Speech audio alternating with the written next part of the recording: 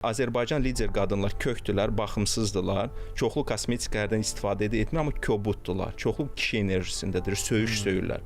Və hər ailəcanlı cavan qadın var onların yanında, hansı ki deyir ki, yox, mən altdan sonra gedib ailəmlə məşğul olmaz. Onlar başını yeyirlər orada, onların inkişafına imkan vermirlər. Biz deyirik, kişiləri seçir. Baxın, kişilər bütün tarix boyu israf olunan material olubdur. Kişi lider, kişi işçisinə qarşı söyüş də söyə bilər, danlaya bilər, 10 saat 12-dəyə 30-dura bilər.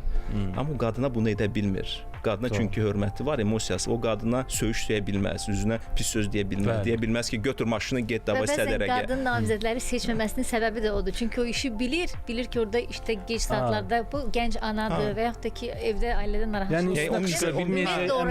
o mizoganist deyil. Yəni o əslində o qadını qoruyur ki, bilir ki, mənim ona çətin olacaqdır. Amma qadın namizədin bundan xəbəri yoxdur. Burada sizin kimi ziyalıların çox vacib rolu var ki, siz bunu aşılamalısınız. Biz kişilər olaraq qadınları daha çox qorumaq istəyirik.